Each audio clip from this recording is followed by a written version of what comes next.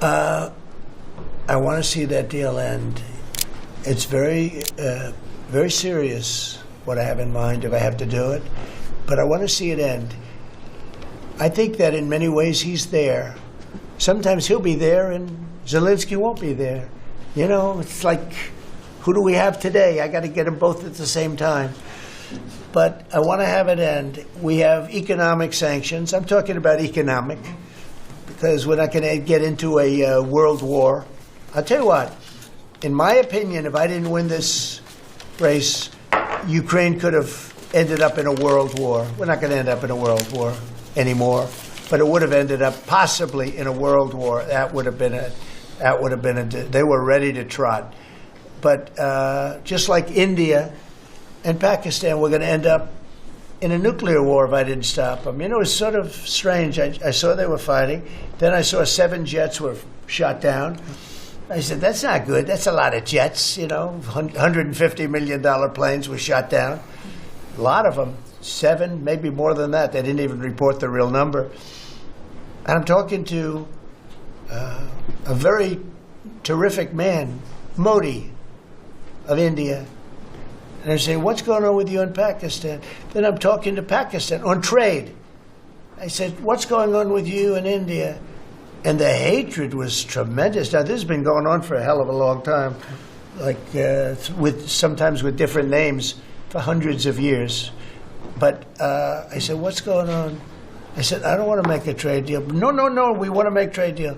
I said, no, I don't want to make a trade deal with you. You're going to have a nuclear war. You guys are going to end up in a nuclear war.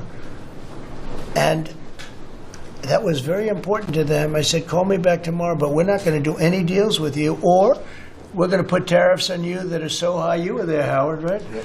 You're going to put tariffs on you that was so high, I don't give a damn. Your head's going to spin. You're not going to end up in a war. Within about 5 hours, it was done. It was done. Now, maybe it starts again. I don't know. I don't think so, but I'll stop it if it does. We can't let these things happen. The Russia-Ukraine situation, last week, 7,012 soldiers, 7,012 soldiers died. They were Russian, they were Ukrainian, they weren't American, so a lot of people would say, what do you care? They're not American. I care. They're 12,000, over the last couple of weeks, over 12,000 people died in like in 2 weeks. You know, we're talking about crime where somebody's killed here or somebody. Think of it. You have your son leaving Russia, leaving Ukraine, their little house, wherever they live with their parents. They're waving goodbye, just like our parents would wave goodbye. And they're waving goodbye, son. And then a week later, his head's blown off in a stupid war by a drone, a whole new form of military problem. So, no, I'd like it to stop. I want to get it to stop. And it will not be a world war, but it will be an economic war. And an economic war is going to be bad. And it's going to be bad for Russia, and I don't want that. Now, I have to also see, because not everybody, you know, Zelensky's not exactly innocent either, okay? You know, it takes 2 people to tango. And I say it all the time. You got to get them together. I get along with Zelensky now, but we have a much different relationship, because now we're not paying any money to Ukraine. You know, stop that.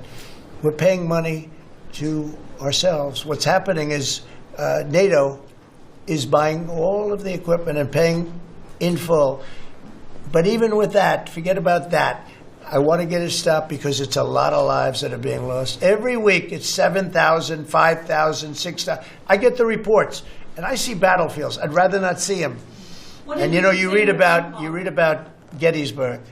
You read about Gettysburg, and you see, you know, those 600,000 people. But in that war in particular was really bad, like 150,000 or something, just dead body. I'm seeing the same. I see pictures.